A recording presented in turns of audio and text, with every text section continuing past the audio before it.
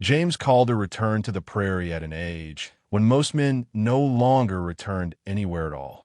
The land recognized him before he recognized himself.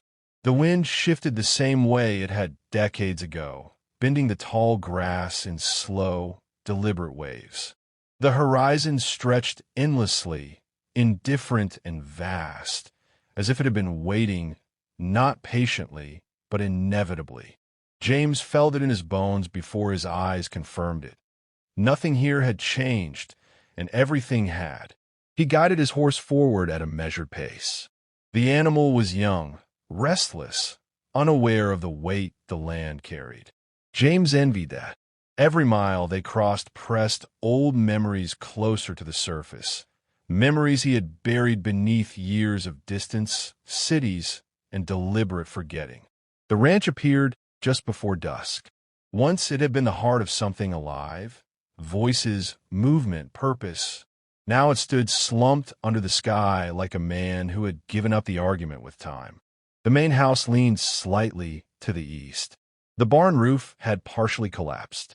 Fence posts lay scattered, some swallowed entirely by grass. James stopped at the gate. It was open. He stared at it longer than necessary. He was certain he had closed it the last time he left. Certain enough that doubt crept in slowly, cautiously, like an animal testing the air. The ground nearby was marked with shallow impressions, hooves, not old, not weathered. Recent. Someone was here. James dismounted without haste. Panic belonged to younger men. He tied the reins loosely and stepped forward, the familiar weight of his revolver resting against his side. He had not fired it in years, but he still remembered how. The porch boards groaned under his boots. The sound echoed louder than it should have in the stillness. He paused before the door. It was ajar. Inside, the house was darker than he remembered. Dust floated in narrow beams of light. The furniture was untouched, preserved in a kind of quiet decay. But the fireplace held ashes that had not yet turned cold. The smell of smoke lingered, unmistakable. James exhaled slowly. He moved room to room, careful, methodical. No one revealed themselves. No ambush came. Yet the sense of being watched did not leave him. The house felt occupied, not by presence, but by intention. On the kitchen table lay a tin cup, clean, recently used. James closed his eyes. 43 years earlier, this same kitchen had been filled with argument. His brother Samuel had stood near that table, hands pressed flat against it, voice sharp with accusation. "You're running," Samuel had said. "I'm choosing," James had replied. The difference had mattered to neither of them. They shared a fire that night. The young man introduced himself as Michael. He said little about how he came here, only that he was following something left unfinished. James understood that language. He had spoken it his entire life without knowing. When Michael finally mentioned Samuel, the fire cracked sharply, sending sparks upward. James did not interrupt. Michael spoke of a man who had lived quietly, cautiously, always watching the horizon. A man who spoke of a brother who would one day return, even when time argued otherwise. He said the land doesn't forget, Michael said softly. Neither do people who belong to it. James stared into the fire until his eyes burned. At dawn, Michael led him into a hidden valley. James had not known beauty could still surprise him. The valley was wide, sheltered, alive. Cattle grazed freely. Water ran clean. Evidence of years of careful work surrounded them. Samuel had survived, but the camp was empty. James stepped back outside. The sky was turning deep orange, the sun sinking low enough to cast long shadows that distorted familiar shapes. He mounted his horse again and followed the trail leading south. Whoever had been here had not tried to hide their path. That, more than anything, unsettled him. The trail led him through open prairie first, then gradually into land less forgiving.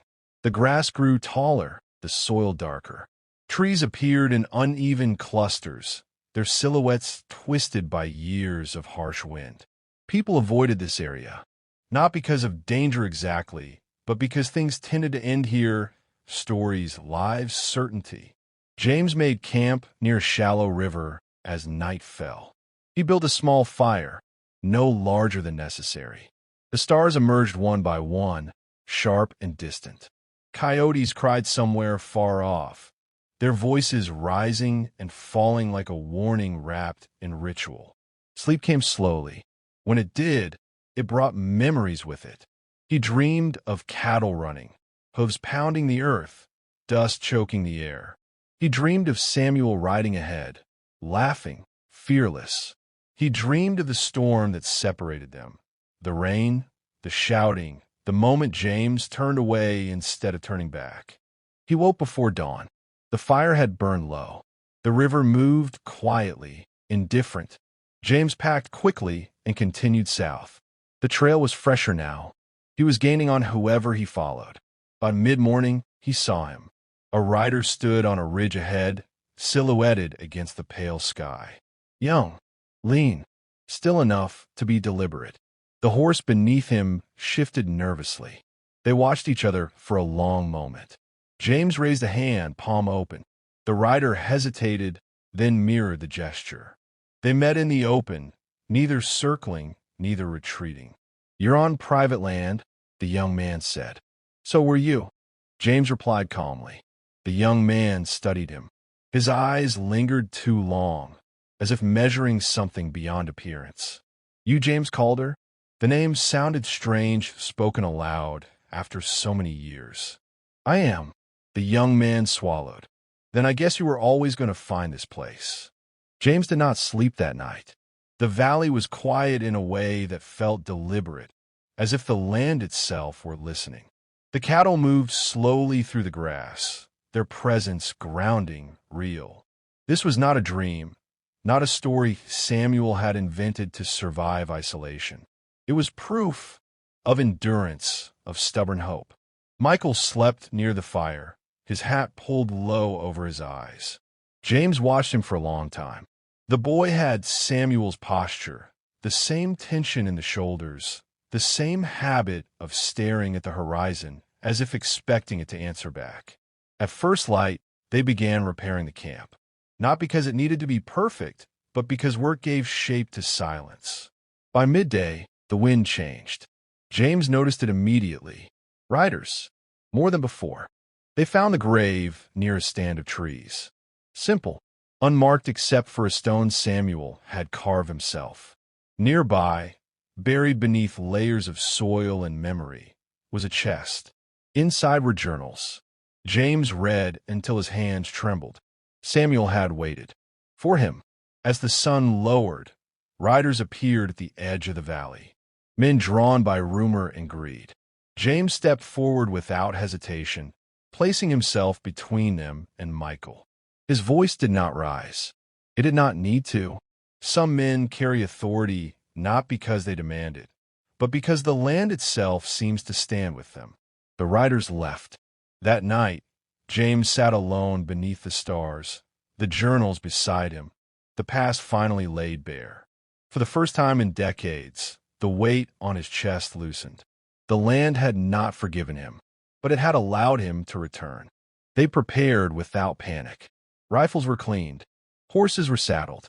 James felt something stir in him, an old clarity, sharp and focused. Age had slowed his body, but it had not dulled his judgment. The standoff did not last long. The first shot struck the dirt near James's feet. Not a warning, but a challenge. Michael fired next, shattering a rifle stock and sending splinters into the air. Chaos followed, shouting, horses rearing, men scrambling for control. James moved with precision, disabling rather than killing, forcing confusion instead of bloodshed. When it ended, the riders retreated, not defeated, but warned. That evening, James read more of Samuel's journals by firelight.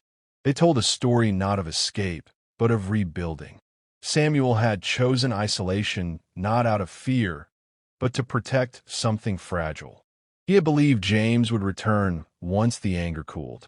"I should have come sooner," James said quietly. Michael stared into the fire. "He believed you'd come, when you were ready. They drove the cattle north at dawn days later. The journey was hard. A storm scattered the herd, rain turning the ground to mud. Michael was thrown from his horse, the impact stealing his breath. James reached him first, kneeling in the wet grass. "You don't get to die on me," James said. Michael laughed weakly through pain. "Guess that runs in the family." They reached town battered but intact. Rumor traveled faster than they did. Law followed, then lawyers, then officials. The journals changed everything. Dates, records, proof that turned whispers into certainty. The valley was protected. Michael inherited it. James stood aside as papers were signed and hands were shaken. He felt the strange relief of stepping out of the center of the story, of knowing his part had been completed. That night, Michael found him packing. "You could stay," he said. James smiled faintly. "Already did." James rode west. Days later, he stopped at a ruined town, a place he had passed through once in anger long ago. He sat in the empty saloon, sunlight cutting across the floor, and finally understood that regret does not come from wrong choices alone, but from refusing to face them. Weeks passed. Word traveled. James met Harris one last time by a river swollen with spring runoff. "You could have taken more," Harris said quietly. "I already had enough," James replied. When James returned briefly to the old ranch, the gate was closed. Properly. He did not open it. Years later, people argued about how James Calder disappeared. Some claimed he rode until the land ended. Others said he died quietly in a town whose name no one remembered. Michael never corrected them. He kept the valley alive. He welcomed those who came with respect and turned away those who didn't. On quiet evenings, he read Samuel's words aloud to the wind, believing that the land listened. And sometimes when the prairie shifted just right, it felt like it did. The trail ended where it began, not in loss, but in peace.